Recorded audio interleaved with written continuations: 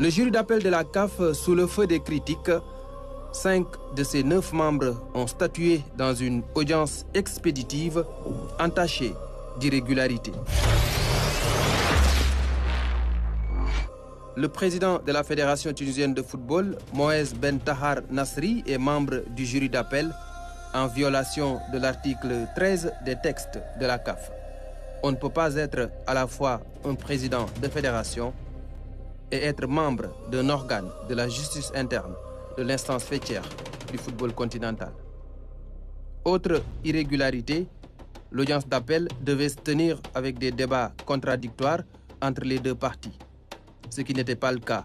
Le jury d'appel a encore violé les textes pour exécuter une commande.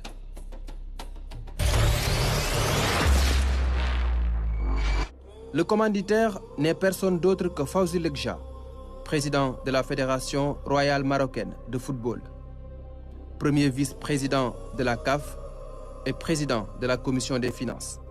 Il est très influent et pèse de tout son poids sur bien des décisions. Lekja a mis la CAF sous pression, refusant d'organiser la CAN féminine au Maroc au mois de mars. Un chantage qui a porté ses fruits. Maintenant, les décisions se prennent suivant ses humeurs. Tout ce qu'il voulait, c'est que le jury d'appel déclare le Maroc vainqueur de la CAN 2025. Lui qui avait promis le trophée à son peuple et ses autorités voit son rêve se réaliser, mais sa joie risque d'être de courte durée si le TAS casse la décision.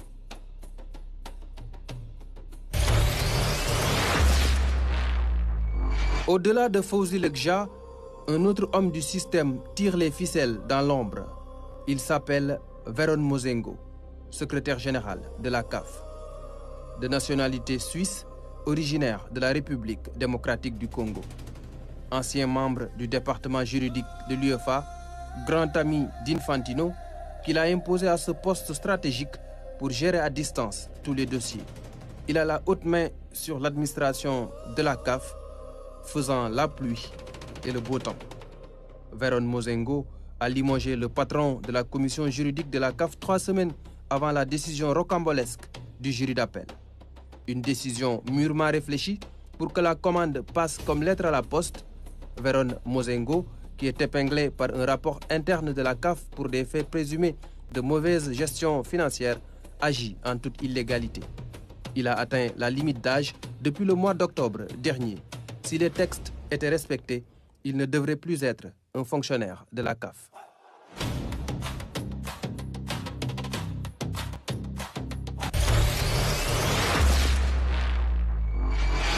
Si toutes ces irrégularités et injustices sont notées, c'est parce qu'il y a des complicités pour faire plaisir à Fawzi Lekja et au Maroc.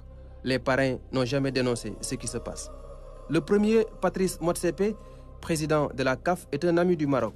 Le milliardaire sud-africain est actionnaire de référence à Sanlam Maroc, qui intervient dans le domaine financier et de l'assurance. Cela à travers sa holding Ubuntu Botro Investment. Il a, comme qui dirait, délocalisé le siège de la CAF à Rabat.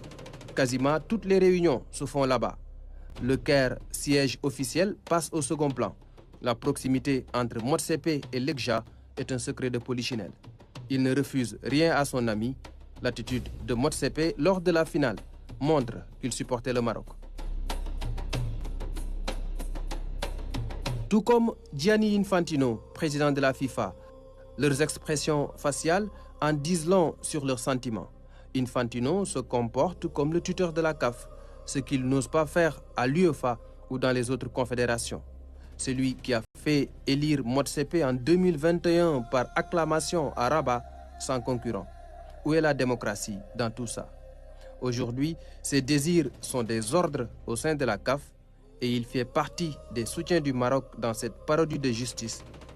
Une farce de mauvais goût qui a fini de décrédibiliser un peu plus toute une institution.